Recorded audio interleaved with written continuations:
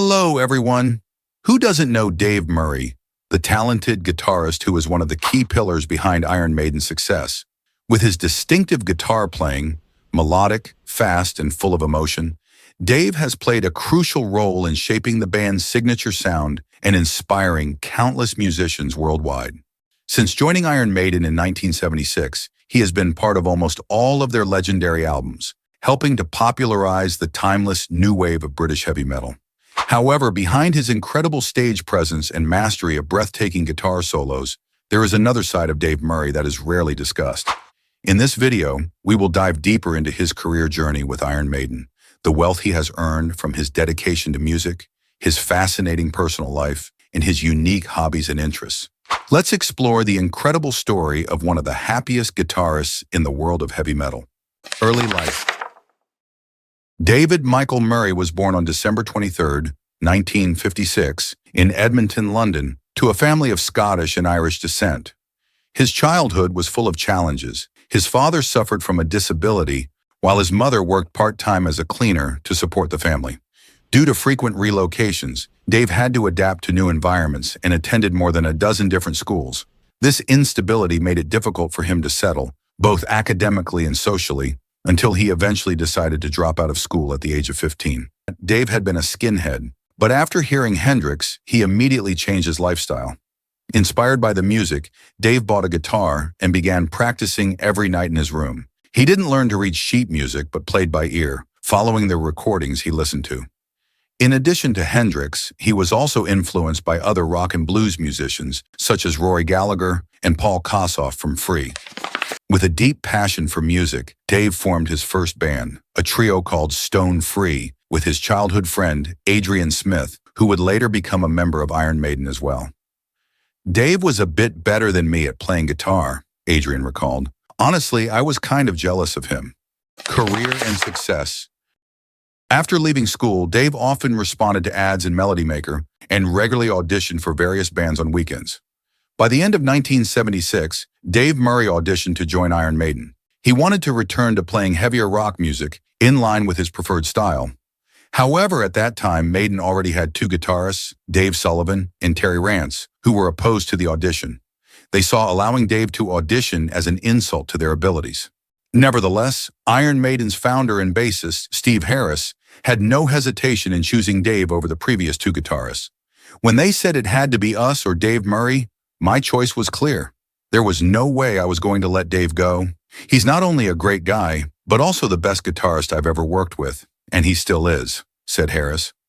Unfortunately, after a few months with Maiden, Dave was fired due to a disagreement with the lead vocalist at the time, Dennis Wilcock, after a performance at the Bridge House in Canning Town. After leaving Maiden, Dave joined the band Urchin, led by his friend Adrian Smith. During his time there, he recorded a single titled She's a Roller. However, not long after Dennis Wilcock left Iron Maiden, Dave was invited to rejoin. To make ends meet, he worked as a shopkeeper for the London borough of Hackney while still playing music. His life drastically changed after Iron Maiden signed with EMI in 1979. From that point on, Dave became an inseparable part of Maiden. To this day, he and Steve Harris are the only members who have appeared on every album and official Iron Maiden recording. Throughout his career, Dave Murray's solo playing style has relied heavily on legato techniques, as heard in the song The Trooper.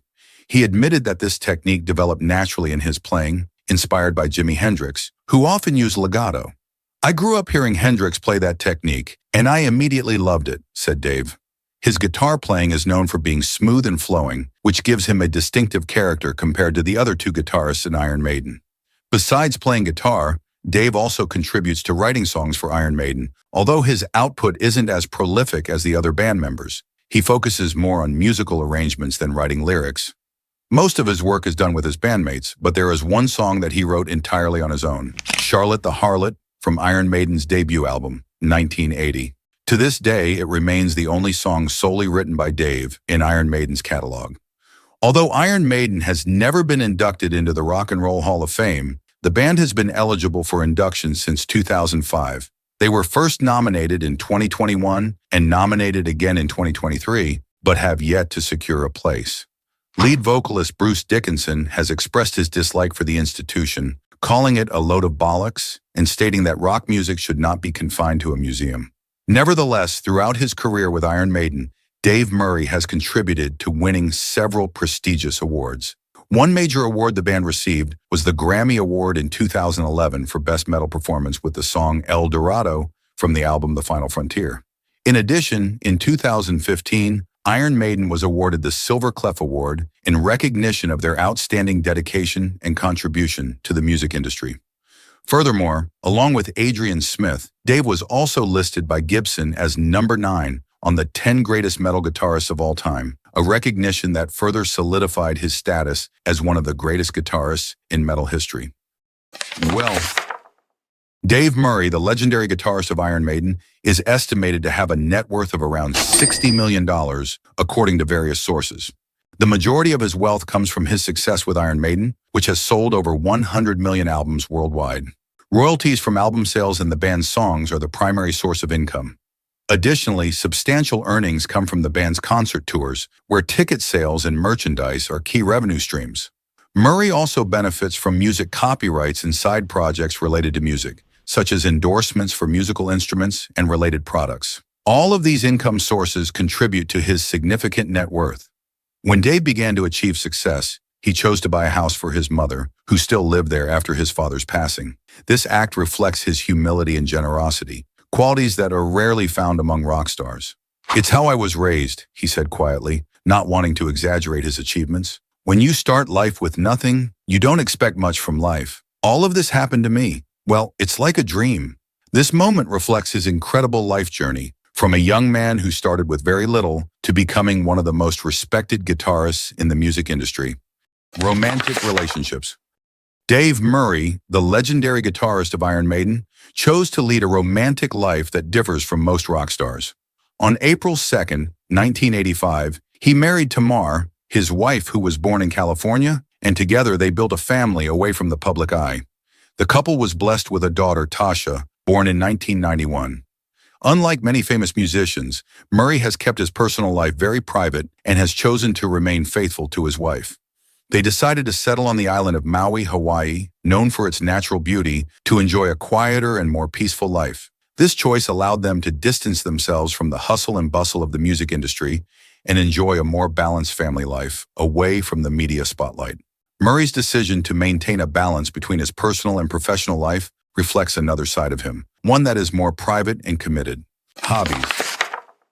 In addition to his love for music, Dave Murray also has several hobbies that reflect a more laid-back side of his personality. Since childhood, he has been a passionate football fan, which not only serves as entertainment for him, but also an important part of his life. Beyond football, Murray also enjoys nature and often spends time appreciating the beauty of his surroundings. One of the ways he enjoys nature is by playing golf, an activity that provides him with peace and an opportunity to relax. The combination of his interest in football and his love for nature and golf paints a picture of Murray's personal life, full of balance between physical enjoyment and mental tranquility.